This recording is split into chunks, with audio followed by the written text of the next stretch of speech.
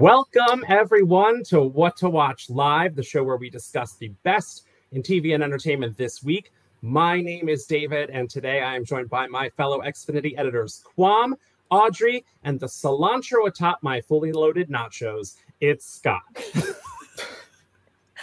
That was a weird one. Wow. Okay. All right. Quite an introduction. Yeah, I mean, nobody's ever called me that. That's you complete a dish, Scott. There's no dish complete without the cilantro on top. Also divisive, right? And sometimes tastes like soap. I love cilantro, if that makes you feel any better. Exactly. So do I. How is everyone? Happy Halloween. Happy Halloween to you. Yes. Yeah. Happy Halloween. So obviously I am a boy wizard, you know. Audrey, you are a witch. Scott, greaser. Quam? I am the best movie protagonist to ever exist. John McClane from Die Hard, specifically Die Hard with a Vengeance. It's good. I couldn't find the holster for the gun, because apparently the Halloween stores don't have it. So I couldn't complete the costume, but I felt the badge was enough. It's spot on. Well, it is Halloween, and this is our Halloween show. And on today's show, thanks to your votes at home, we'll be taking a deep dive into the iconic Jamie Lee Curtis slasher franchise Halloween. We'll also be visited by the Mistress of the Dark herself, Elvira. We'll explore some of horror's most deliciously overused tropes and reveal the horror movies that had the most terrifying impact on each of our editors. But first, it's time to scare up some headlines within the news.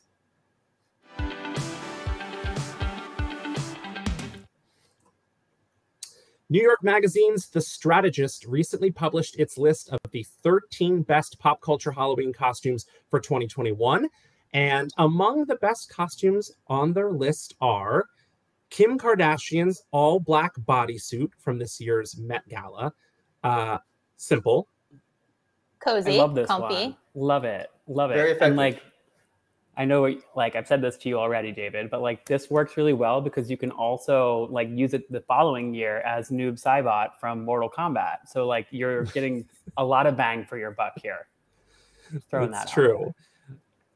Next up on the list is Lil Nas X's Pink Scrubs from the Industry Baby music video. I don't know where you can get pink scrubs, but I guess probably any medical store. Probably ask your nearest frontline worker. Yeah. Yes. Next up, Kate Winslet in Delco Chic from HBO's Mayor of Easttown. As many viewers may know, we are in the area where this was filmed, and it's accurate. And I think I've mentioned I own basically this outfit, flannel, jacket, and a cup of coffee. What more could you want in a costume? I love the idea, but you'd never catch me outside with a Wawa coffee cup. Just throwing that out there. So it's a pass. It's a pass for me. Burn. All right. Too good for Wawa. No, I think it's specifically too good for the cup. Scott's got his own fancy cups of coffee. It's true. Exactly.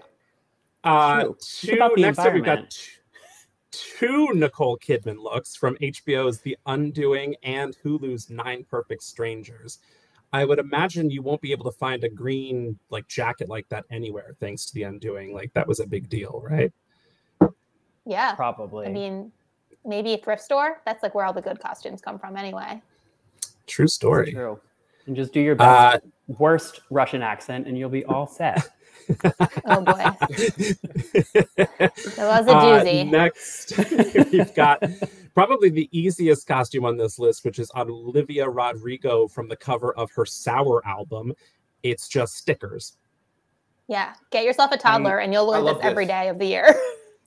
I love this too. And again, bang for your buck, because you can go as a Lisa Frank Trapper Keeper the following year and use the same stickers and you're all set. Guys, I was never allowed to have a Trapper Keeper in school, and it's my biggest longing in life. I feel so sorry for you. I know. They seemed so awesome, and they were banned at our school. Anyway, what? Carry on, David. Yeah, you weren't allowed to have a Trapper Keeper. Nope, just regular Slap old bracelets were like banned paper at folders. mine. Those two. Yeah. But not Trapper Keepers. Interesting. Mm-hmm. Slap bracelets. What was so dangerous about books. Trapper Keepers? Was it the metal rings? Maybe. We just had like paper folders, like boring old paper folders and like marble copybooks. Catholic school. Well, you wouldn't be able to get away with wearing our next costume in Catholic school. Ensconce yourself in velour as James Gandolfini's iconic Tony Soprano from The Sopranos. I mean, maybe to gym class. And if you buy this, you could also wear it to multiple parties with just a little bit of, toying around, because our final costume, and likely to be the most popular costume of this Halloween season, is the green tracksuits from Netflix's smash hit series Squid Game. It's a good year for tracksuits out there in Halloween Town. And, thankfully it's a I swear, pandemic, if you wear this tracksuit, I feel like you're like so generic. I feel like everyone's going to have this tracksuit, or like the mask itself, like the Squid Game mask. Like, have some creativity, guys. Wow. Well, I'll say, I appreciate the comfortableness. Like, I'm just saying. Look how easy all these costumes are, so easy to wear and like comfortable and not like tight and short and like, restrictive. They're all just like loose and cozy. But there will 100% at every college party around the world a sexy version of the Squid Game tracksuit. Like, oh yeah, hands down. Like, how do you do a sexy version of a tracksuit? Right? How does it get sexy? How do you juicy? Just juicy on the butt. Yeah. and the number. I love it. Let's do it. It's a mashup. Oh, well, go get your costumes now. There's a Spirit Halloween open in an abandoned Walmart near you. Now, let's go back in time to the year 1978, when a misunderstood young man named Michael Myers came home to Haddonfield, Illinois, in a segment called Editor's Extras.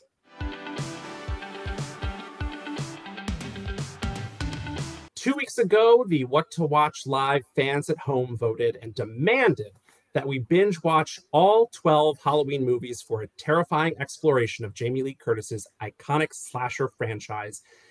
And if you have 24 free hours to dedicate to watching this entire series, or if you didn't, I'm here to get you all caught up. Halloween kicks off in 1978 when a murderer named Michael Myers escapes from a sanitarium on Halloween and returns to his hometown of Haddonfield, Illinois, to stalk babysitter Laurie Strode. For some reason, his pistol-packing psychiatrist, Dr. Loomis, is the only one who can stop him. Loomis hunts Michael down, shoots him 6 times. The end. Halloween 2. Oh no, Michael's still alive. Plot twist, Laurie is actually Michael's little sister. Michael still wants to kill Laurie and tracks her down to a local hospital, where Laurie shoots him in both eyes, and Dr. Loomis sets the hospital on fire, killing him and Michael. Halloween 3, Season of the Witch. No Michael Myers at all. He's not there. A sexy old mustachioed doctor seduces his patient's 20-something-year-old daughter while investigating the Silver Shamrock toy factory, which is making killer masks for some reason. Why is this the doctor's job? Good question. Halloween 4, the return of Michael Myers. 10 years after supposedly burning alive, Michael Myers, who probably shouldn't have his eyes at this point, is alive and wellish. Now he's stalking his niece, Jamie Lloyd. Dr. Loomis is still tracking Michael, who is shot dozens of times by an angry mob until he falls down a mine shaft. Also, Jamie is a killer? Halloween 5, the revenge of Michael Myers, because somehow he hasn't had enough revenge. Michael is nursed back to health by an elderly hermit.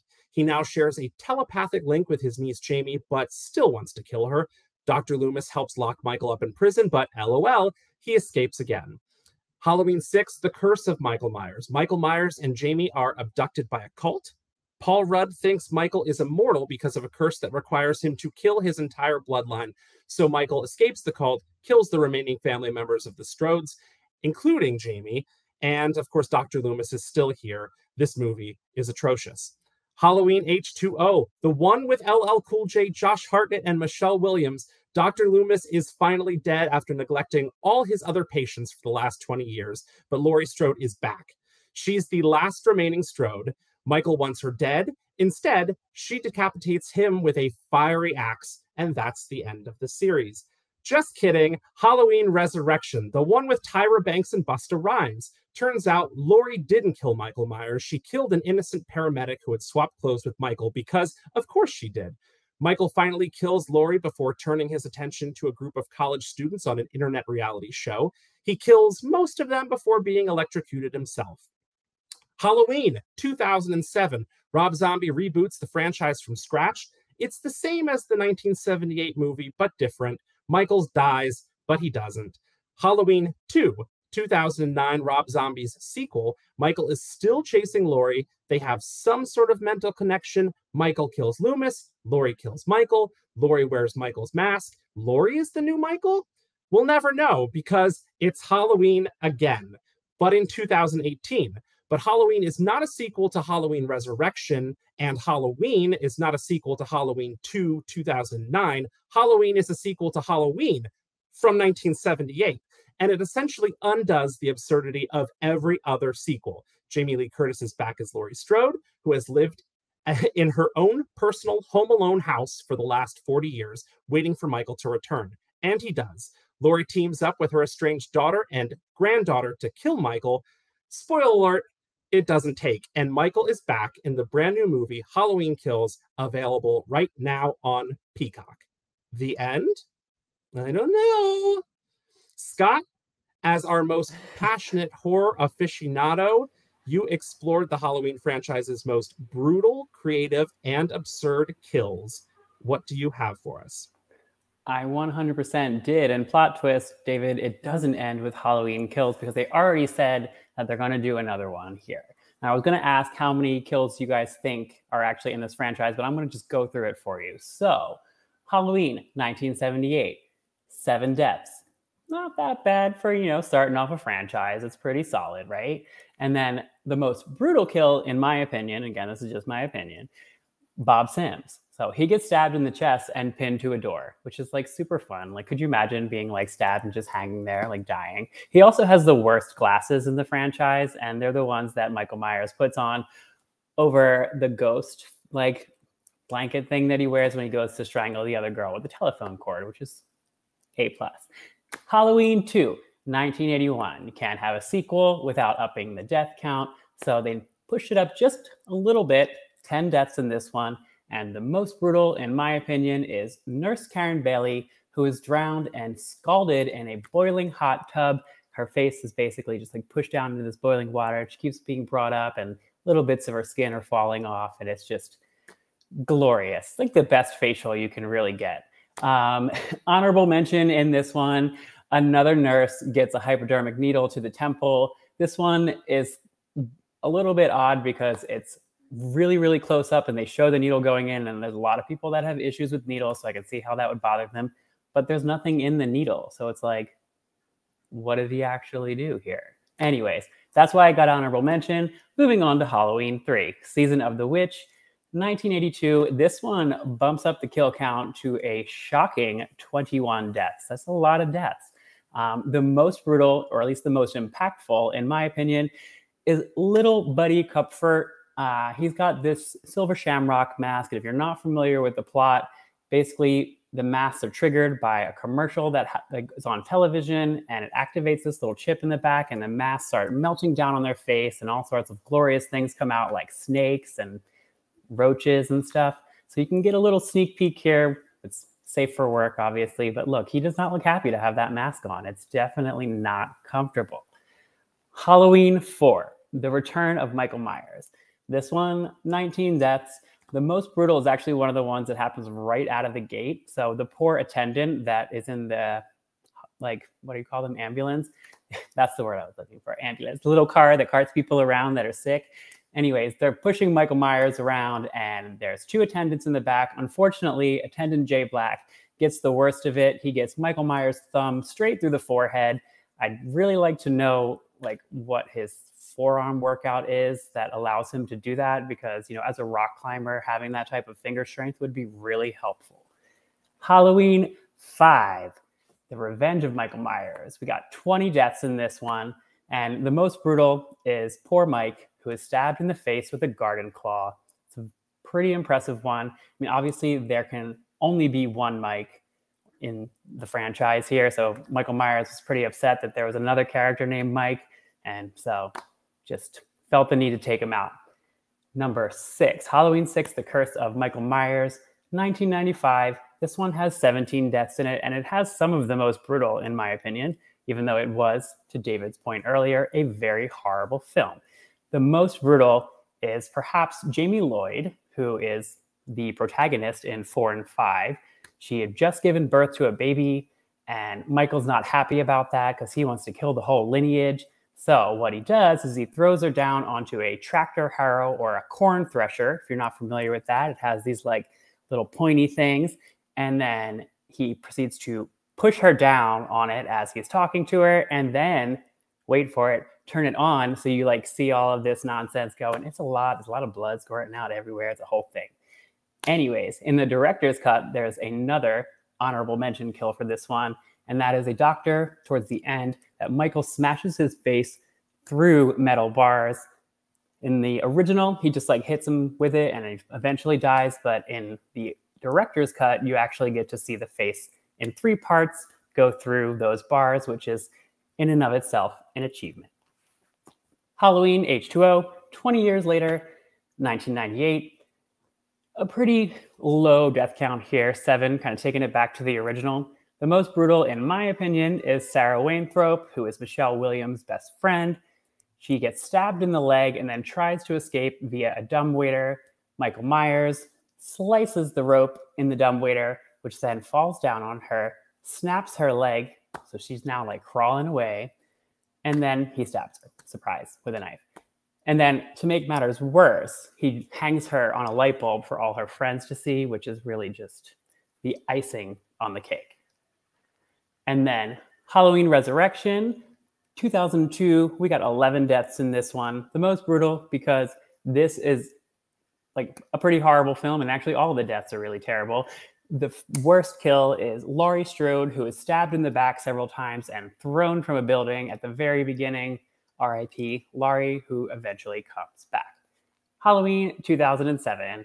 This is the Rob Zombie franchise, which actually has some of the most brutal kills as well, because Rob Zombie is really good at like making kill scenes feel really real. The most brutal, in my opinion, is Judith Myers, who is repeatedly stabbed by her younger brother. It is a very visceral scene where she's just kind of trying to get away and he's just ominously stalking behind her. It's a lot. It's a whole lot. Take a look at it. I recommend it. Halloween 2, 2009. Again, this is the Rob Zombie one. The most brutal one here is poor Octavia Spencer. If you want to see an amazing actress get killed off in a ridiculous horror film, highly recommend taking a look at this one. It is a dream sequence, but it is perhaps the most frustrating and sad and like really, really brutal kill scene that they have throughout the entire franchise. It's really, really upsetting. She's just like trying to get away and she's crying, and like it's believable because she's such a great actress. Go to Halloween 2018. This is where we're bringing it back. The most brutal here, in my opinion, is Oscar, who is the poor friend of Laurie's granddaughter. He gets impaled on a gate, which is like, you know, that sucks. He gets stabbed in the back and then his face gets like smushed onto it. It's a lot. Like nobody wants to go out like that. It's not cute. You're not going to have an open casket funeral after that. Like too much. The honorable mention is Dr. Sartan, who is on the screen here. He gets his poor head stomped, you know, just like, ugh, stomp the yard, Michael. Like, yes, work. Halloween Kills just came out, has a ridiculous amount of kills and the most in the franchise at 34. The most brutal here, in my opinion, and not just because it's a gay couple, is poor Big John. He gets a knife to the armpit, and as if that wasn't enough, Michael then sticks his fingers into his eye sockets and pops out those eyeballs. So fun times. This was like a really exciting and like optimistic, enthusiastic, like happy time to talk about things. What did you guys think? Did you guys think that we would get to that many kills? It's over 200 throughout the franchise, like altogether. Any of those that you really would not want to have done to you?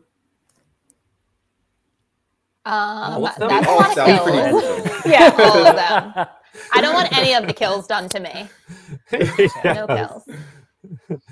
Well, Wow. when you think about the Halloween franchise, you don't often think about fashion, but nobody rocks a denim onesie quite like Michael Myers. And I know that our very own fashionista, Quam, has some thoughts on the many looks of Michael Myers. Quam, take it away.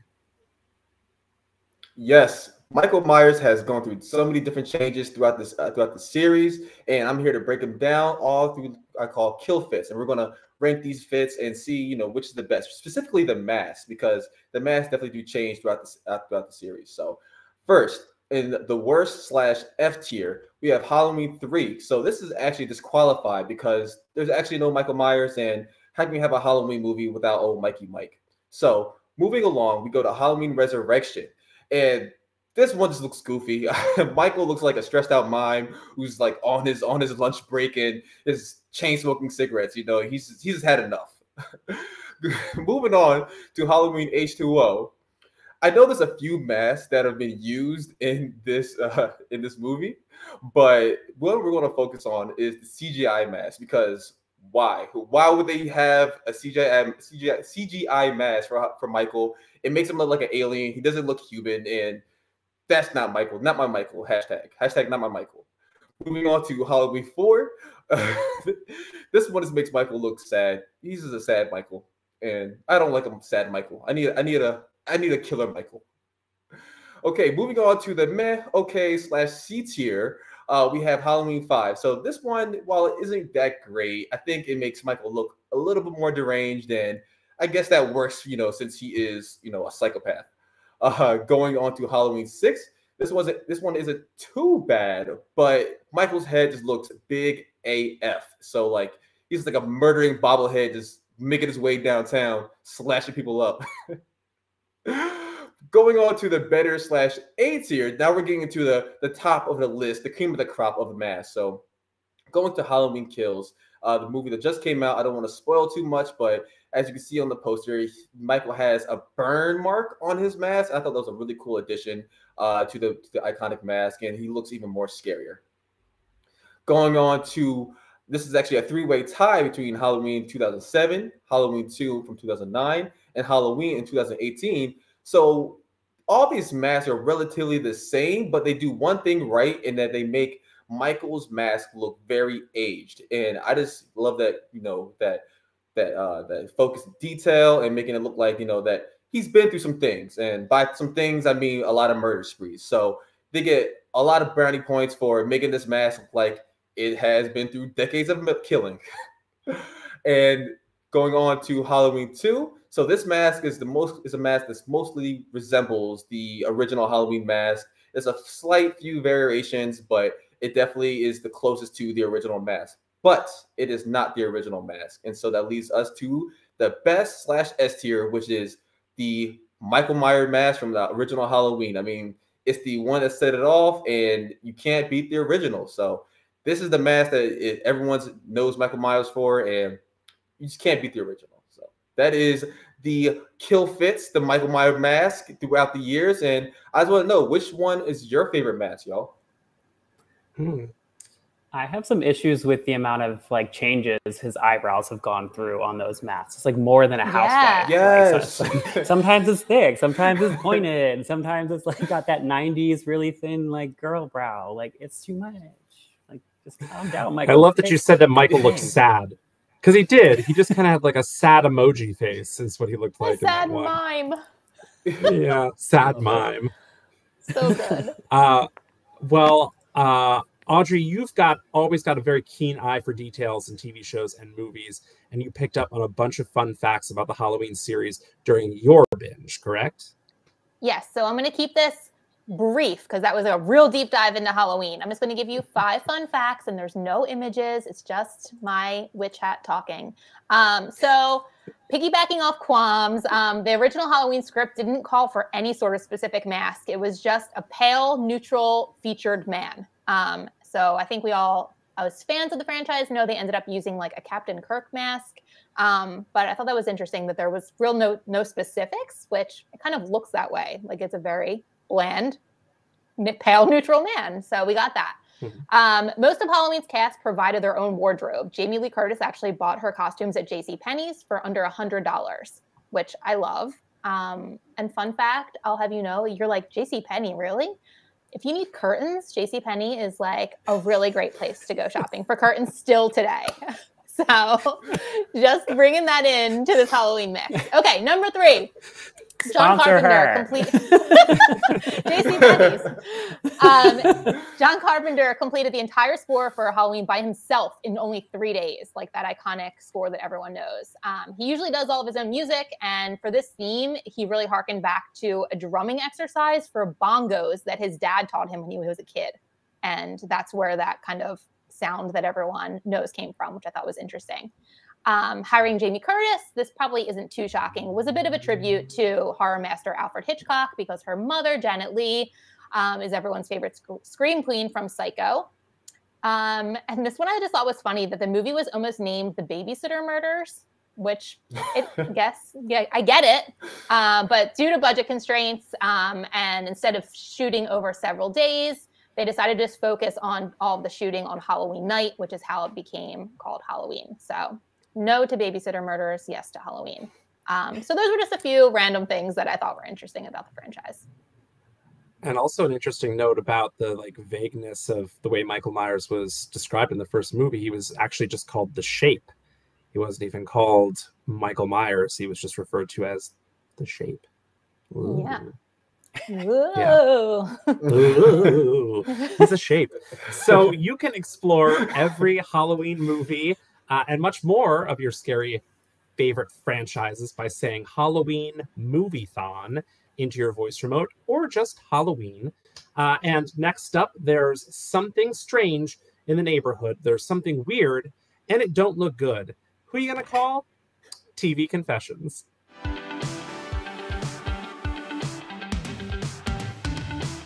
Horror movies are full of overused tropes, from the post-sex slaughter and cell phones with no service to car engines that won't start and teenagers who just can't run without tripping. And nobody knows more about horror movie cliches than our very own Vincent Priceless, Scott.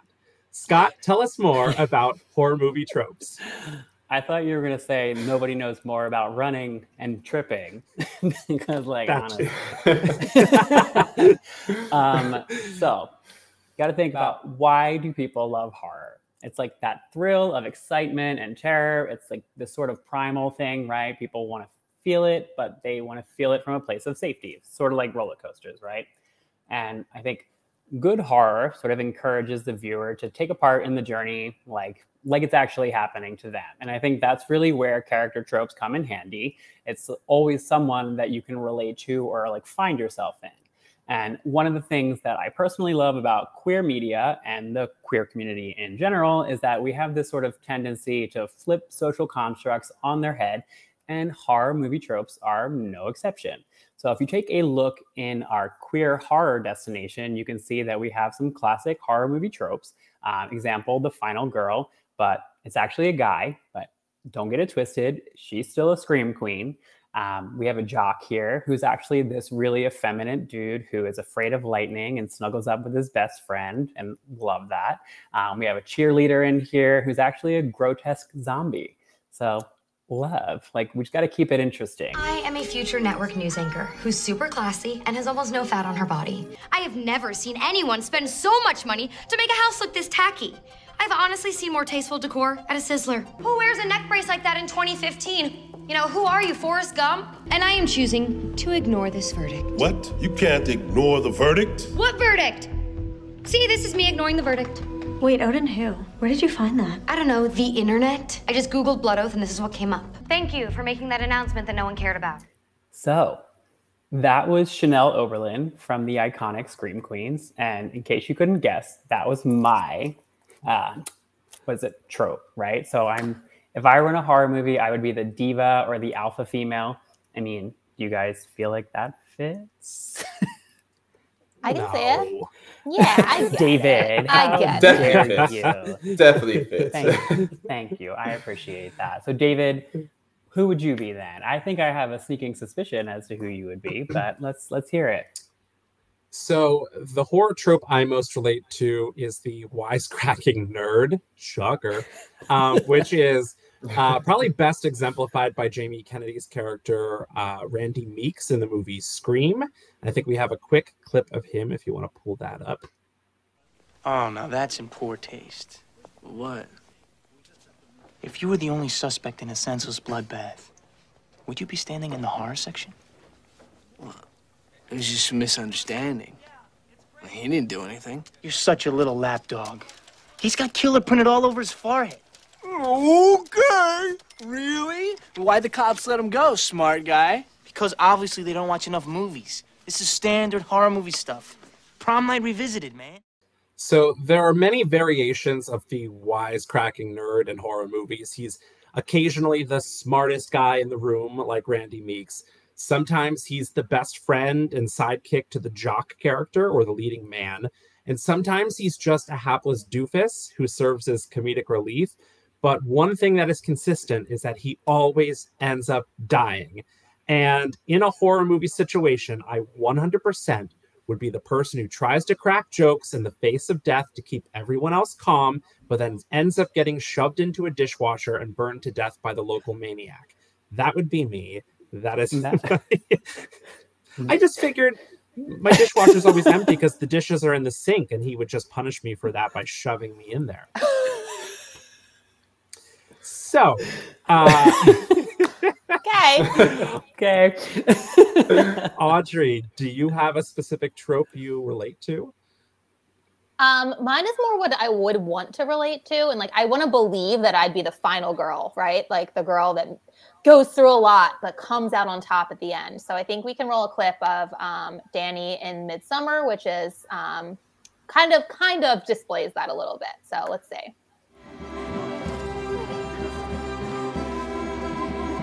Mom? Mom? Oh my God, Danny!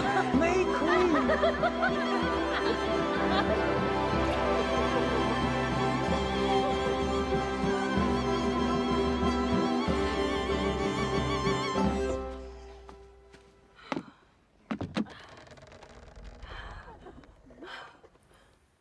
Okay, so there you just saw like Danny she goes through a lot of stuff, right? She goes on this journey, this like vacation to, you know, the countryside, and it's supposed to be an experience, and it turns out to be quite the experience. And she ends up living, kind of finding her own new community, I guess, and makes it to the end. So she doesn't die, but it's not like the best. It's weird. But what I just wanted to say is that I think that I would like to be the final girl. I would want to consider myself smart enough and clever enough to like outsmart people, make it to the end, like claw my way through. I probably wouldn't. I'd probably like get killed before David would get killed cracking jokes. But I really just wanted to talk about Midsummer because it was so weird. And I really have aspirations to be the final girl. So am I that girl right now? Probably not. But I will continue watching horror movies and honing my craft. And maybe one day that'll be me. Kwam, who do you relate to in the world of horror? So I don't necessarily relate to this trope, but I think it's a trope that we should all talk about, and that's the token minority. It's no secret that, in the horror movie genre, that there's always, the minority who's either just there to check a box or to be the first one killed. But I think we're starting to see that kind of change, and that's why I chose Ice Cube from Anaconda, because he actually does not die. So we can roll a clip and see that. Hey! Don't touch my radio.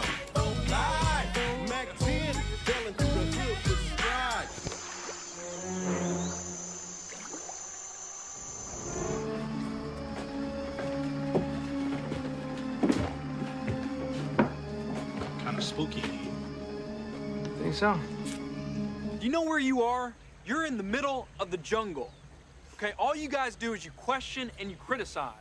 Yeah, so as you can see, my man Ice Cube, he goes through a whole lot. He gets bitten by the snake. He gets wrapped up and, you know, almost strangled to death, but he does not die. And he breaks the token minority trope, and being usually the black guy dies first. He doesn't die at all. He actually comes out and prevails and kills the snake itself. So that's why I had to choose Ice Cube, my guy, my broski. And yeah, that is my horror movie trope. You can't kill Ice Cube with a snake, man. You got to melt him. That's how you do it. Like, come on. Duh. It's the only way. The only way. Well, leave him in the sun. You can. Well, you have to check out Scott's horror tropes and much more by saying "queer horror" into your voice remote. Next, it's time to sit down with a video cutie that makes all the boys stand up and salute in our next segment called Hangouts. Getting so clever. The world-renowned Mistress of the Dark, Cassandra Peterson, better known as Elvira, has returned to TV on Shudder for Elvira's 40th anniversary, very scary, very special, and our very scary, very special Scott sat down to chat with the iconic queen of camp for a new episode of Xfinity Hangouts. Scott, tell us all about it. Totally. I mean, obviously, Elvira is a huge icon in the horror community as well as in the LGBTQ plus community. So I was super excited to sit down and chat with her.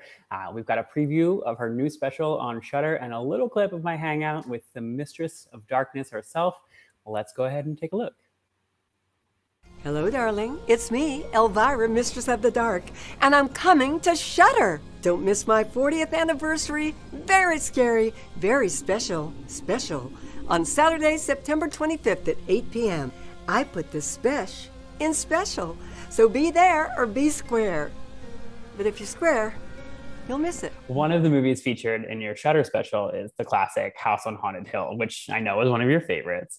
What is it about that film that you love so much?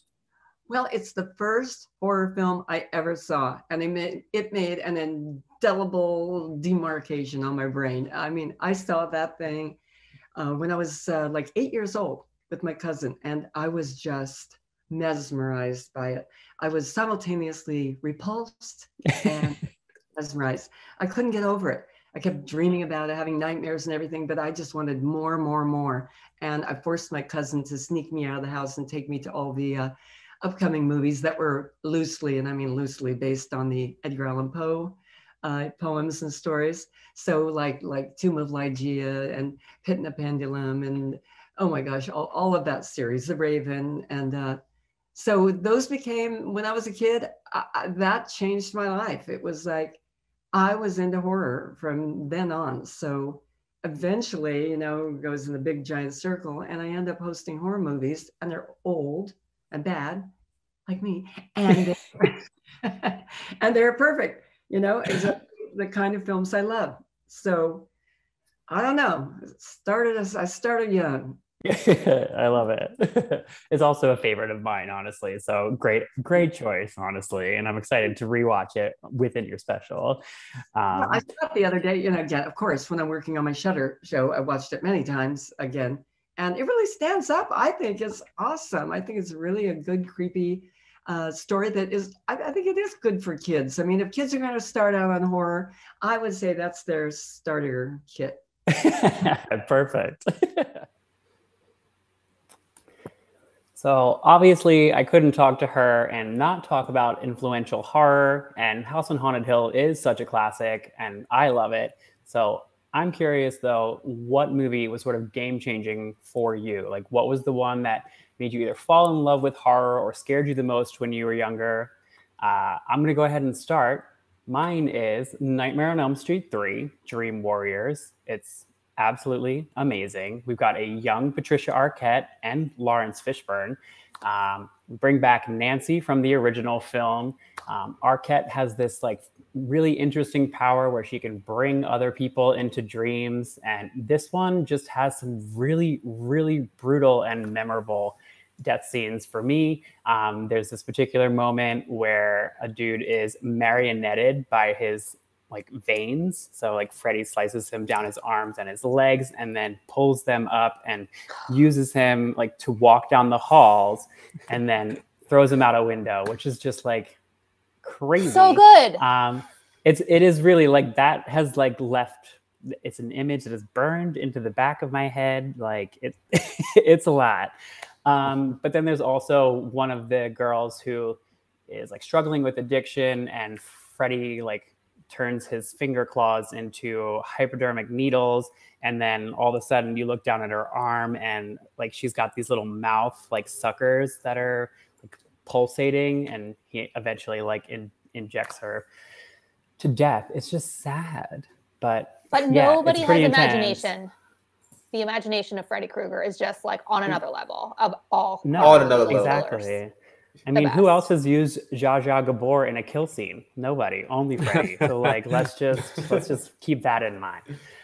David, what was the most impactful? Oh, sorry, if you have something to say about Nightmare on Elm Street. No, I was also just going to add that Dream Warriors has like one of the best, I mean, horror movies don't often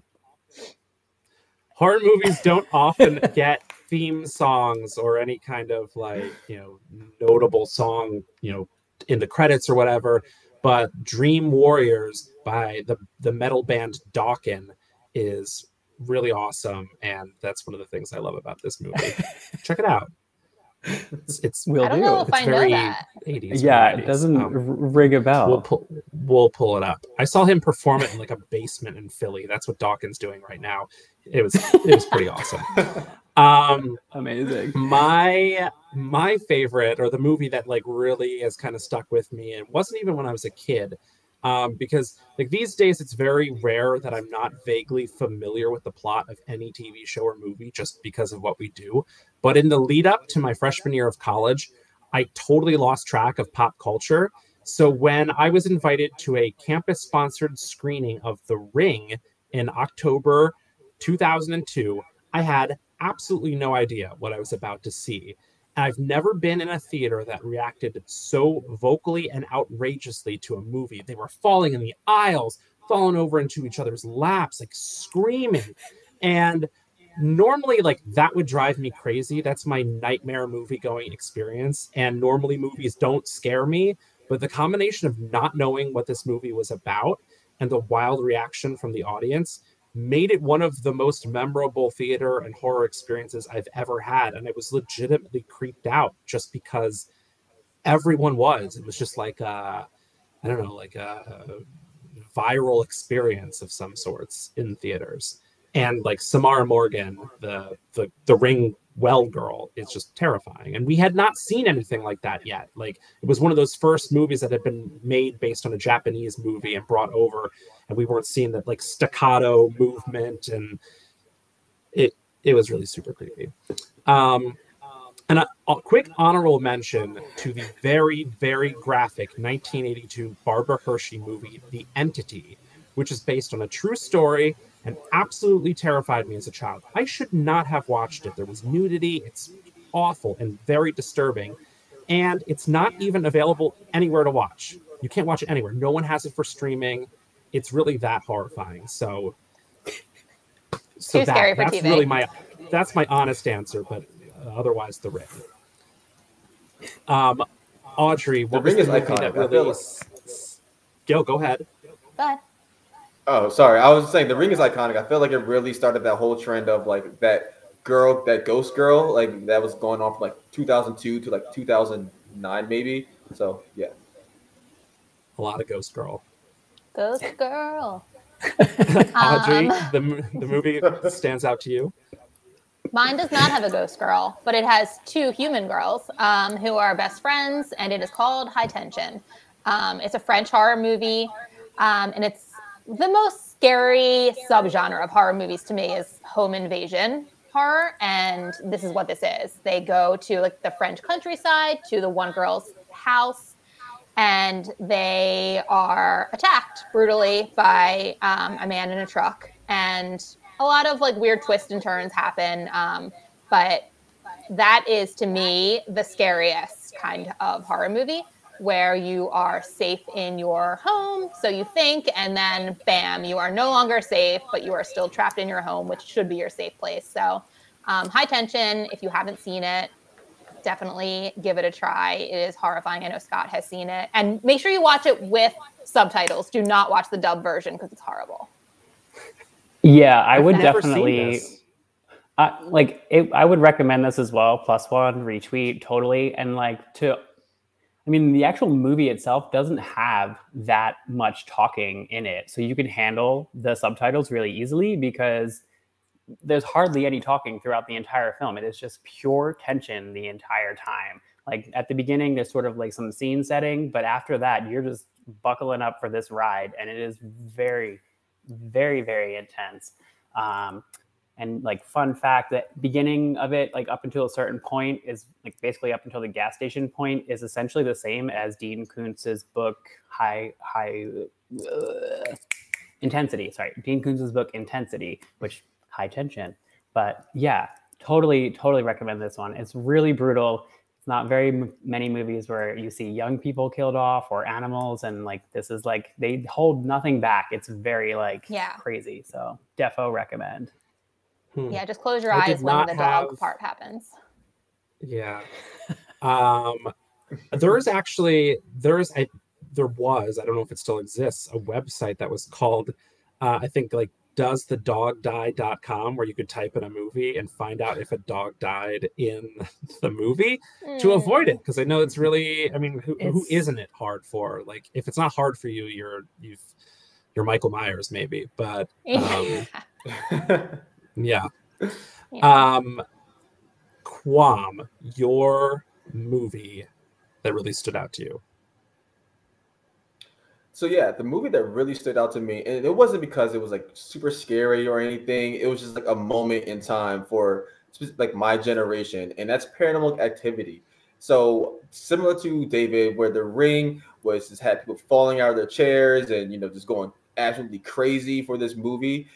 The Paranormal Activity did the exact same. I remember people. There's like in the theaters, they had like the whole marketing behind it was like filming people watching the movie, and everyone was like showing their like the reactions, and it was just like a moment in time, and it really stuck with me because it was the first and like I won't say the first, but one of the first movies to like really popularize like found footage, and it just I think that first movie it just had something about it. It had a special magic about it where the other movies really couldn't recreate it, and you never get to see the ghost. Like the ghost really never appears, and so it's like literally just you building up the tension in your own head. And I think that's what makes it like so beautiful because it's so simple, but it really just executes on all the points of what makes a good horror movie a horror movie. So yes, Paranormal Activity is definitely the movie that stood out to me for all the reasons I listed and more because it's a classic. I don't think I've seen it, but I love that you don't see the ghost because I like when you can like make it up in your head. Like I hated in was it Signs? The M. Night Shyamalan movie, and then you see the alien at the end. I'm like, I want to see that alien. That alien stinks. Like, it's scarier what you can imagine than what's actually on screen. So that is enough for me to want to watch that for sure. I mean, we could spend a whole other segment on M. Night Shyamalan movies, but that's the reason. One of the reasons that I didn't like The Village is because they revealed who the monster was really early on the film. That and the fact that like Adrian Brody was whispering every line of dialogue, or no, what was it? Adrian? No, it was Joaquin Phoenix. I have a real thing with whispered dialogue. Stop whispering. Same. Like I can't hear you. I don't need to turn my TV all the way up to hear you. Like, come on. Well, I will say we just finished Midnight Mass, and there is whispering in that, but it's a horror movie or a horror show. Like everyone should watch it because it's really good, but there is a lot of whispering in Midnight Mass as well. And I agree that I'm like, what are you saying? I don't know. Yeah, we use Kevin Costner in Yellowstone with all this damn whispering. You're outside. Speak up. I don't know if any of you remember this, but and I may be wrong, but I feel like Paranormal Activity, they like purposely in the marketing led you to believe that it was possibly real found footage. I mean, it was super low budget, so it came out of nowhere, and people were like, "Is this really?" Because none of the actors had names, so like you felt like maybe it was this real couple. I think they piggybacked off of I remember that. And I feel like it was like they both did the same thing in terms of marketing. It was all, these are based off of a true story. I mean, it's the same as like Texas Chainsaw Massacre. You have that disclaimer in the beginning where this happened, and like plot twist, it's actually very, very loosely based off of things that happened. Like, oh, somebody thought they saw something. It's based off of that. Like, ooh, watch out. Yeah. Like,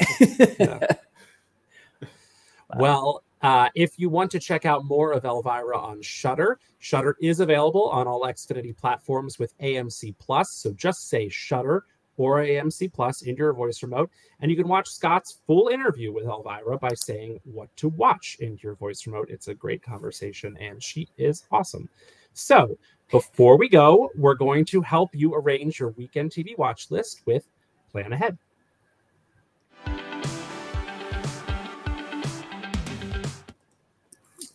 In this week's premieres, we welcome the return of Tracy Morgan, Hapless Bounty Hunters, an iconic Time Lord, and the Sugar Plum Fairies. And Audrey is going to tell us all about it.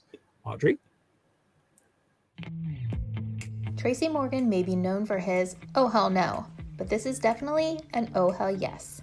The fourth season of TBS's Brooklyn-centric series The Last OG, starring Tracy Morgan and co-created by Jordan Peele, returns with back-to-back new episodes. The trailer features a heaven sequence, a stun gun, a family heart-to-heart, body hair jokes, and some epic dance moves. What more could you ask for?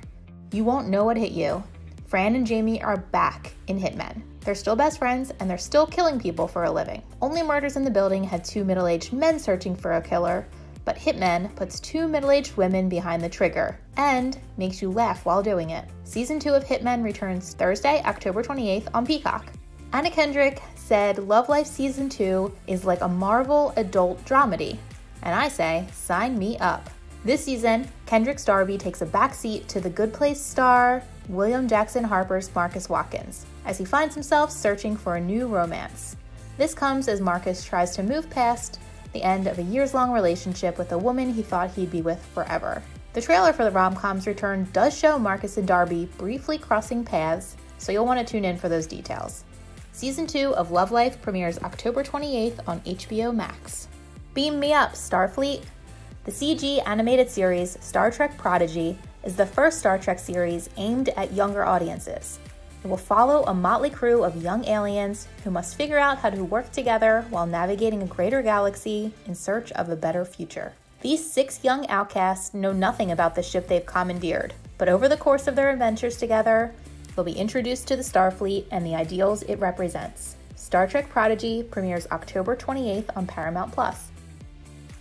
Following months of rumors, the BBC has confirmed that Doctor Who's 13th season premiere has a spooky theme, and its title is Halloween Apocalypse. So here's the gist. On Halloween, all across the universe, terrifying forces are stirring, and ancient evil is breaking free.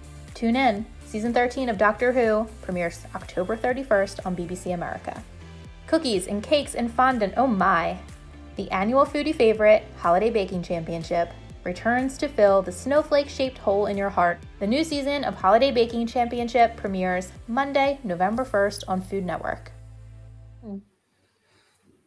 And in this week's finales, we say farewell to our beloved Staten Island bloodsuckers, Adrian Brody's worm-infested face, and the last man on Earth. Quam, give us the rundown.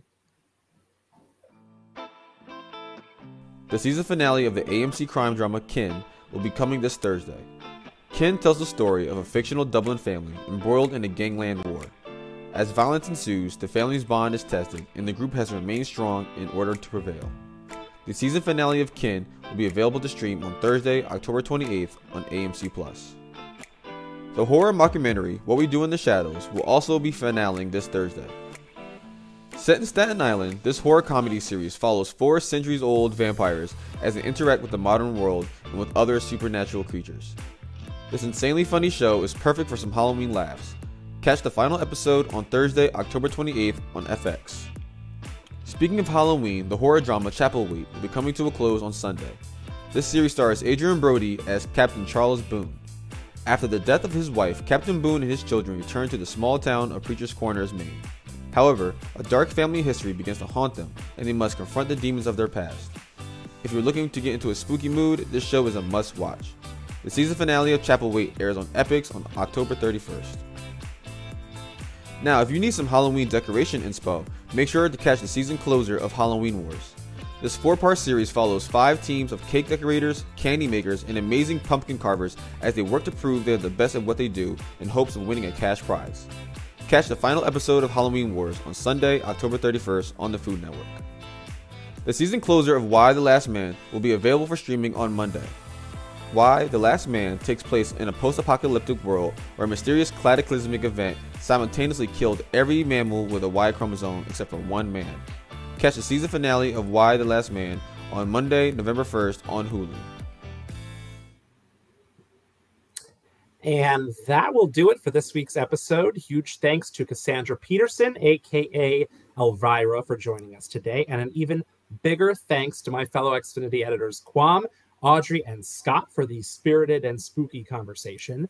If you want to check out the TV shows and movies we talked about today, get more of our entertainment recommendations, or watch us interview big celebrities, just say what to watch into your voice remote or tune in here every Tuesday at 4 p.m. Eastern for a new episode.